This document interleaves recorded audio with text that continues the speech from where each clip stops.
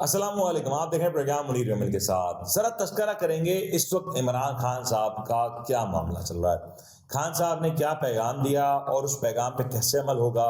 तहरीक इंसाफ के लिए इस वक्त जो डिसइनफ्रेंचाइज हो चुकी है उसके लिए क्या कुछ होता दिखाई दे रहा है, और खान साहब ने कौन सी ऐसी सियासी चाल चली है इसके बाद मुखालफिन के लिए यकीनी तौर पर मुश्किलात तो बढ़ चुकी हैं। पाकिस्तान में जब भी कोई सियासी जमात के ऊपर बुरा वक्त आता है तो सबसे पहला काम ये किया जाता है कि उनके लीडरान मुल्क से दूर चले जाते हैं। उनके लीडरान कभी दुबई, कभी लंदन, कभी यूके, कभी सऊदी अरब के दौरे पे निकल जाते हैं। और छोटे से छोटा सियासतदान, मैं टीयर 1 की बात नहीं करता, टीयर 2 टीयर 3 के जो सियासतदान हैं, जब वो भी मुश्किल में आते हैं तो वो बीमार हो जाते हैं। और बीमारी एक ऐसी चीज़ साबित होती है जिसके बाद उनको या तो हाउस अरेस्ट कर दिया जाता है या फिर उनके हॉस्पिटल के रूम को ही एक जेल, सब जेल डिक्लेयर कर दिया जाता है। और उस बीमारी का वो एक सिंपैथी वोट भी लेते हैं लोगों से। काफ़ी सारे मामला भी उसमें चलते दिखाई देते हैं और फिर कहीं ना कहीं उसकी वजह से वो अपने केस, जो असल जो केस होता है उसके ऊपर असरअंदाज हो रहे होते हैं। तहरीक इंसाफ इस वक्त ये सारी बातें सोशल मीडिया के थ्रू लोगों तक पहुंचा रही है और बड़ी तेजी से पहुंचा रही है कि देख लें जी, हमारा लीडर पिछले कई दिनों से जेल में बंद है। उसने एक बार ये नहीं कहा कि उसको मुल्क से बाहर जाना है। उसको टांग पे गोली लगी, उसने ये नहीं कहा कि उसकी तबीयत खराब है, उसको कोई बीमारी नहीं हो रही। वो उसके बारे में जो कहा जाता था कि सुट्टा और ये सब ऑल दैट, ये जो हमारे यहाँ पे एक सियासी गुफ्तगू जिस अंदाज से की जाती है, मैं उस डिटेल में नहीं जाना चाहता। अब तो वो कह रहे हैं कि भई अब आपको ठंड पड़ गई, अब इतने दिन से हमारा बंदा आपके पास है, आप देख लें अगर कोई इसके ब्लड रिपोर्ट में आपको कोई चीज़ मिली है तो साबित कर दें।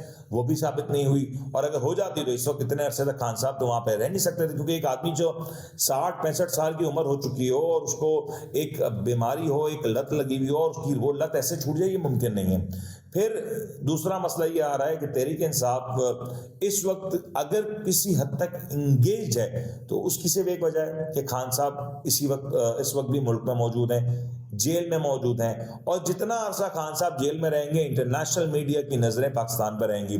जितना अरसा खान साहब जेल में रहेंगे उतना ही ज़्यादा मुश्किलात पड़ेंगी कि खान साहब को जेल में रखने के लिए क्या वजह दी जाए, क्योंकि अभी तक खान साहब के ऊपर कोई जुर्म साबित नहीं हुआ। अभी तक वो कन्विक्टेड मुजरिम नहीं है, उनके ऊपर मुकदमात हैं, वो मुकदमात वो फेस कर रहे हैं, लेकिन वो जेल में। और ये एक बड़ा वीक ग्राउंड है एक साबिक वजीर आजम को, एक इंटरनेशनली रिनाउंड फिगर को, एक फिलैंथ्रोपिस्ट को आप इतने अरसे जेल में रखें विदाउट हैविंग हिम कन्विक्टेड। यहां पे एक मसला पड़ गया। अब ये जो चीजें निकल के सामने आ रही हैं तो नून लीग इस वक्त अपने वोटर के पास जा रही है, वो क्या बताएगी कि जब जब पार्टी में बुरा वक्त पड़ा, मियां साहब 10 साल का मुआहदा करते, मुल्क से निकल जाते। जब जब पार्टी पे बुरा वक्त पड़ता, मियां साहब तबीयत की खराबी का बहाना बनाते और वो मुल्क से बाहर निकल जाते, क्योंकि वोटर इसी अंदाज से बात करता है। अब वो बात अलग है कि मियां साहब वाकई तौर पे कोई बीमारी थी उन्हें, और हो सकता है बीमारी हो, इसमें हम उसको शुबा नहीं कर रहे। लेकिन जब आप रोड पे निकलते हैं, आप सड़कों पे निकलते हैं, जब वोटर के सामने जाते हैं, आप डोर टू डोर कैंपेन करते हैं, वहां वोटर सवाल करते हैं, वहां वोटर पूछते हैं कि मियां साहब की तबीयत तो ठीक है। आज ऐसा तो नहीं है कि मियां साहब की तबीयत फिर से अल्लाह ना करे खराब हो जाए, अल्लाह ना करे खराब हो जाए, और फिर मियां साहब को वोट भी मिल जाए और 4 साल के लिए मुल्क से बाहर चल जाए। इस वक्त नून लीग की अपनी स्ट्रैटेजी उनको बड़ा मुश्किल बन चुकी है, क्योंकि मियां साहब बीमारी की बाइस मुल्क से 4 साल दूर रहे, और अगर अगले 4 साल मियां साहब दूर रहे और बीमारी की वजह से, अब आप सोचें ना कि मुल्क का वजीर आजम कौन हो सकता है। मुल्क का वजीर आजम एक ऐसा शख्स हो जो कम से कम मुल्क में रहे।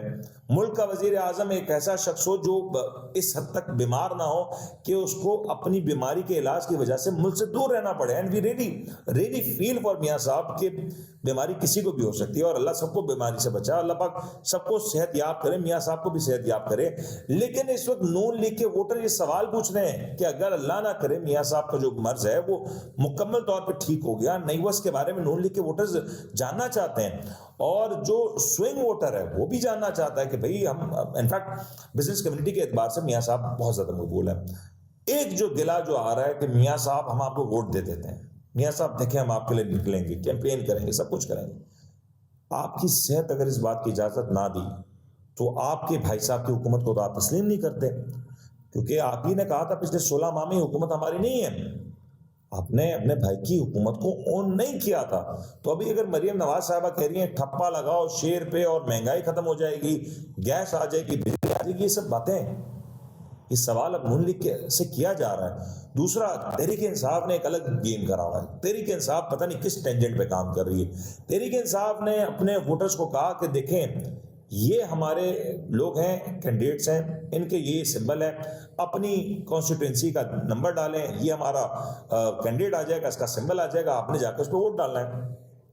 आप कुछ नहीं कर सकते, आप कुछ नहीं कर सकते ना।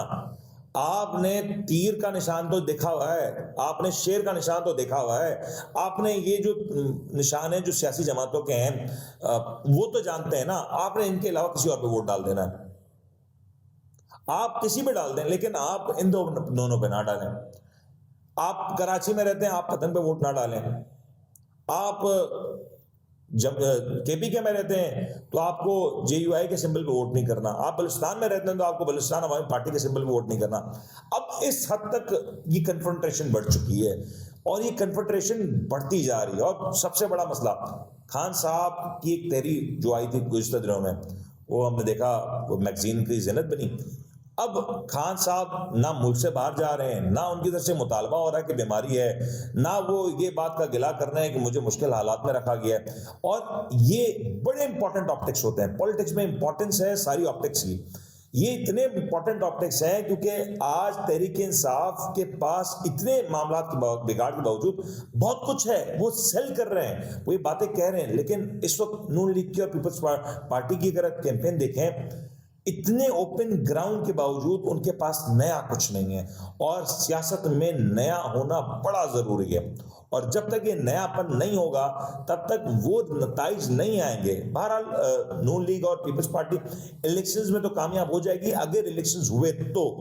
मैं फिर कह रहा हूं, अगर इलेक्शंस हुए तो, क्योंकि एक पत्थर की लकीर है, एक पत्थर की लकीर है और एक अल्लाह का फैसला है। और अल्लाह ना करे, मतलब मुल्क में अगर एक माहौलियाती तब्दीली है और बर्फबारी, बारिश, मौसम की उतार चढ़ाव, ये सारे मामला हैं, और अभी तकरीबन 20-25 दिन बाकी हैं इस सारे मामले में। इन 20 दिनों के अंदर मुल्क के बड़े पैमाने पे सर्दी आ सकती है, बर्फबारी हो सकती है, बारिशें हो सकती हैं, क्योंकि बारिशें नहीं हुई हैं। इस वक्त बड़ा ड्राई मौसम चल रहा है पूरे पाकिस्तान में, और अगर ये सारी सूरत हुई तो फिर मामला कहाँ पे होंगे। दूसरी जानब तहरीक इंसाफ भी तैयारी कर रही है कि सुप्रीम कोर्ट में इस फैसले को चैलेंज करें। बैरिस्टर अली जफर साहब कह रहे हैं कि हमने इस फैसले को चैलेंज करना है जी, हम सुप्रीम कोर्ट से ये फैसला वापस लेंगे। और दूसरी जानिब तहरीक इंसाफ री इंट्रा पार्टी इलेक्शंस की तैयारियां भी कर रही है कि अगर इस फैसले को चैलेंज किया जाता है या इस दौरान इंट्रा पार्टी इलेक्शंस कराने पड़ते हैं तो उसकी भी तैयारी रखी जाए। मामला यहाँ पे सेटल नहीं होने जा रहा, मामला और आगे इसी अंदाज से चलेंगे। और जो सबसे बड़ा, जो इस इलेक्शन में हो भी जाते हैं तो एक सबसे बड़ा मसला होगा, ये जो आज़ाद उम्मीदवार हैं ये वबाले जान हो जाएंगे, क्योंकि इतनी बड़ी तादाद के अगर आज़ाद उम्मीदवार हुए तो कौन लेगा इन्हें। और ये आज़ाद उम्मीदवार को लेने के बाद आप कब तक जोड़ के रखेंगे। ये आज़ाद उम्मीदवार को जोड़े रखना भी तो एक बड़ा मसला है ना, वो तो जोड़ा नहीं जा सकता। फिर तो आपने ये रिवायत भी डाल दी कि अगर कोई पार्टी का टिकट पे इलेक्शन लड़ा हो, वो पार्टी से मुनहरिफ हो जाए तो भी वो अपनी पोजीशन बरकरार रख सकता है। तो अब आपने ये सारी इतनी रिवायतें डाल दी हैं तो ये आपको आगे चल के मसला पड़ेगा। हल कोई नहीं है, हल यही है कि मुल्क में कोई हल नहीं है फिलहाल, तो जो चल रहा है चलने दी। अपना ख्याल रखें। अल्लाह हाफ़िज़।